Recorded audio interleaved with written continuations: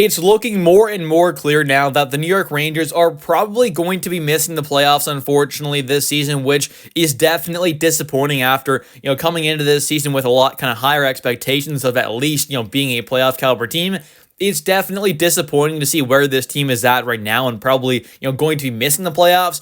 But there is still some hope going forward into the future that this team can, kind of get back on track there and get back towards their winning ways. And one way they can really kind of help strengthen this team and push this team back towards being a true cup contender is by adding in another true top 4 caliber defenseman in this upcoming offseason. So that's kind of what we're going to take a look at and talk about in today's video. And first off here, when you take a look at this New York Rangers team, one of the many reasons and kind of why this team hasn't been great this season is definitely the defensive play. Defensively, this team has been very, very poor. And although at the end of the day, yes, the players do have to go out there and perform, I definitely think changing up the coaching staff and especially firing, like an assistant coach by the name of Phil Housley, who has definitely done a pretty terrible job with the defensive kind of unit here, I think is also something that could definitely help this team, not only by, adding in another kind of true top pairing or top 4 caliber defenseman.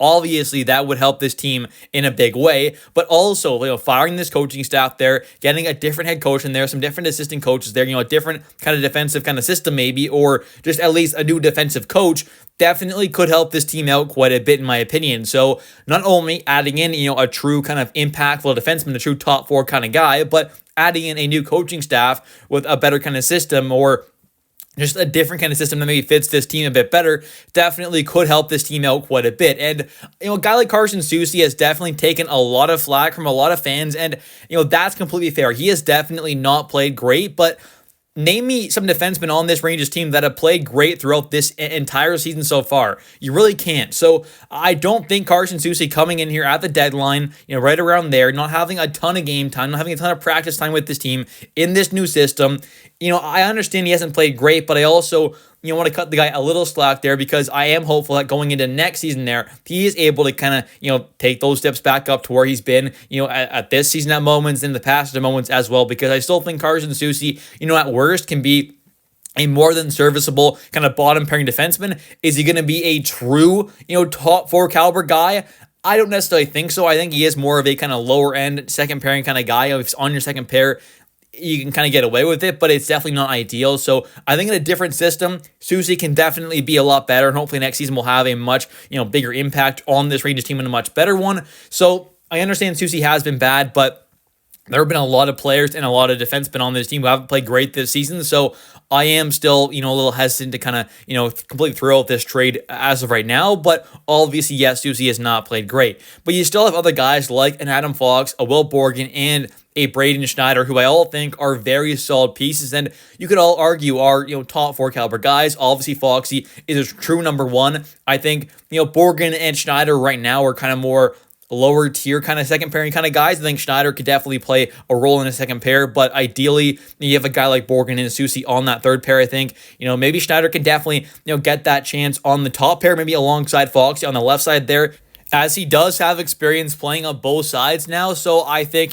switching him to the left side there, if you are able to add in a, really good kind of second pairing right-handed guy, that could be an option there as well. So I think that's nice having that versatility there. So if there is, that really good kind of right-handed defenseman can become available in free agency or via a trade that makes sense for this Rangers team to go out and kind of acquire, then it would make sense there to kind of shift off or kind of shift over a guy like a Braden Schneider to that left side there to play alongside Fox, who I definitely think could be a pretty good kind of defense pair. And then obviously that's your top pair there. Your third pair could possibly be, like let's say Soucy and Borgen. And then that second pair is that guy you just added in plus someone else. And you have Urho Vakinainen as your 7th guy. Or maybe Soucy's up with that kind of new guy you add in there on the second pair. Borgen's on the third pair alongside, Urho or a different guy. So there are a lot of options we could see with this team, but I think the nice thing is here, we have some options here and some versatility with a guy like Schneider too. If, like I said, if there is that option to go out there and add in that really good right-handed defenseman, it's not the worst thing in the world because you do have the option of shifting over a guy like Schneider to the left side there. And although that's not his kind of normal side, he still has kind of experience and the option to play there, which is definitely quite nice.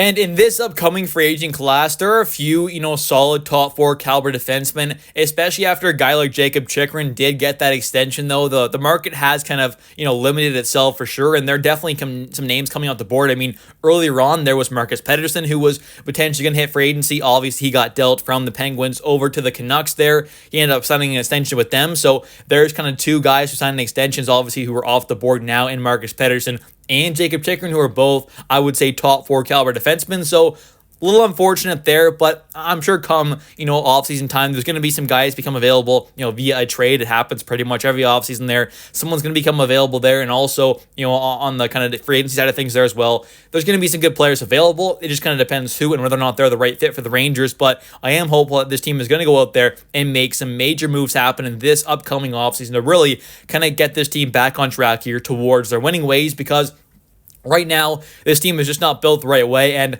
after kind of what Peter Laviolette had to say post that pretty terrible 5-1 loss to the Tampa Bay Lightning, I think it definitely is time for a coaching change here. So hopefully we see some change with the players and also the coaching staff in this upcoming offseason. And for Keandre Miller, I still am very hopeful that we will see him traded away in this upcoming offseason. Although I think, yes, at moments he flashes that elite talent, it's just not consistent enough there. And I do think he has some phenomenal talent there. He definitely shows it at moments, but that's the thing. It's at moments, and it's nowhere near consistent enough to where I think at this point here, he's just way too much of a liability at moments than, showing that flash of talent. So I think it's definitely time to kind of trade him away there. I don't want to see him get locked up. And if you're not going to sign him and you are able to trade him away because he is an RFA in this upcoming offseason with arbitration eligibility, you could possibly end up saving, 5.5, 6.5 mil. I don't know exactly what he'd get. Maybe not quite up the 6.5 mil mark, but something around there is definitely somewhat kind of feasible and definitely possible. So I think not paying him this offseason is definitely a smart thing there, because that's going to save you quite a bit of money to go out there and, acquire a different kind of top four caliber defenseman. Maybe trade him away in a package for a certain defenseman, or just in general to kind of trade him away there, open up that money and that spot on the back end. It would not be a bad idea at all. You could probably get something decent back for him. Maybe it's, a couple prospects, a pick or two. I don't exactly know what it would be. Maybe it's a decent young kind of third line center. I don't exactly know, but there are definitely some options out there for this team, and trading away a guy like Keandre Miller is an absolute must in my opinion.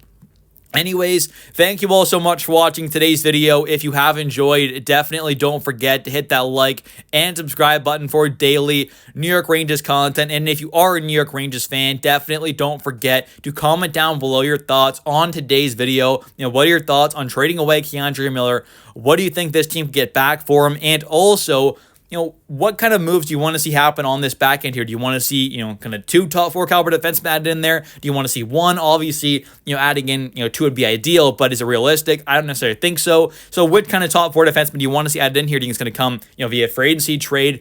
Let me know your thoughts in the comment section down below. I'll catch you next one, and let's go Rangers.